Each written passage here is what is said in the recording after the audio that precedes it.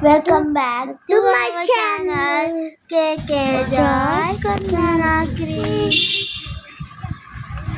ఈరోజు అయితే మేము యోగా క్లాస్కి డైలీ వెళ్తున్నాము. అయితే నేను యోగా చేస్తున్నాను. ఎలా చేస్తున్నారో మీరు చేయండి. చేసానా చెప్పండి. బాగా చేసానా? 4, 5, relax.